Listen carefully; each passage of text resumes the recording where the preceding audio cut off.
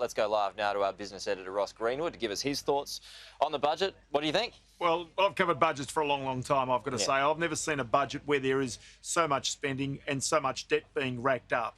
In other words, all fiscal discipline has literally been put aside to make certain Australia does not go back into that double-dip recession that the Treasurer was talking about there.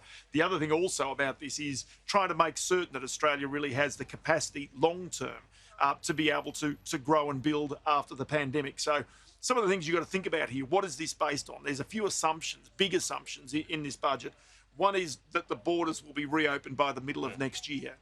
Two is that the state borders will not be closed down again. And the third is that we are broadly inoculated and vaccinated by the end of this year.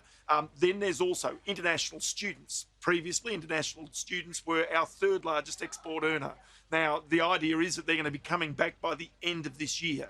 Now, that will all depend on, A, the way in which the pandemic rolls around Australia during this winter, but then B, the way in which it rolls around the world, and also the way in which vaccination is taken up around the world as well. So these are all sort of ifs inside the budget, but the government and the Treasurer are taking absolutely no risk while they can borrow at 0.88%. That the economy is going to have too little money and falls back into recession. How are you going to pay this off, though? It's a heck of a bill we've got here. Well, it'll end up being more than $1 trillion. How are you going to pay for it? There's going to have to be tax rises at some point, isn't there? The answer is, Pete, they're not going to pay it off. Yeah. Right? That's the truth. Now, the consequence of not paying it off are really saddling future generations with significant debts if interest rates rise. So to give you the great takeaway... And they'll have to at some point. Well, that's right. The great takeaway from this budget is that the government has doubled the debts to more than $600 billion in just 3 years. Now, that is all COVID response. I totally get that.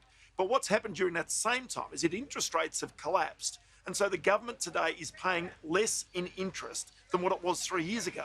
So that is a consequence of lower interest rates. But as you point out, this debt is going to get well beyond $1 trillion, the net debt beyond $1 trillion. Now, the fact is that if all of a sudden you get inflation take off, or if you get big economic activity, okay, the economy will grow. But so too then will the need for higher interest rates somewhere down the track. The government and the Reserve Bank are taking that risk that they can allow the economy to grow, allow inflation to take off again, and eventually they can start to ease it down, to curb it.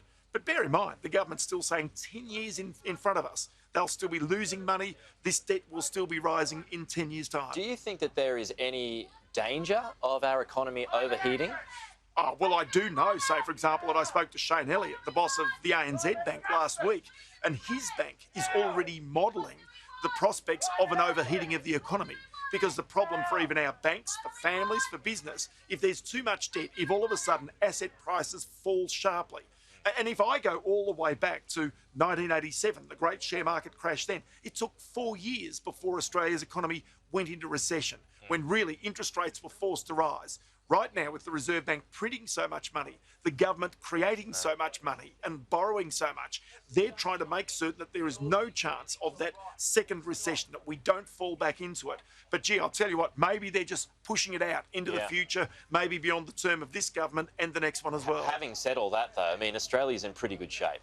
Australia's in wonderful shape. And I mean, really, there's very little of the pandemic that we've actually had to incur. And that would be to the government's credit too. And that is to the government's credit, and because they were so fast at being able to lock down borders and to be able to make certain that we were kept safe. But by the same token, you've got to then sit there and say, what is the long-term consequence of this?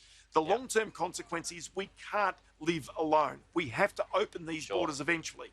Otherwise, we're going to have labour shortages. So a part of this budget is about trying to get as many people into work, 170,000 apprenticeships to try and overcome skills shortages, about trying to get more women into the workforce. And that's about the childcare places and making childcare more affordable for families. Because if we have closed borders, then you've got to have more people in Australia in work, supporting not only higher property prices, it's fair to say housing prices in Melbourne and Sydney, but also making certain that there's enough workers to make certain that wages don't take off, that inflation doesn't take off, and that needs a response from the Reserve Bank. And to increase migration.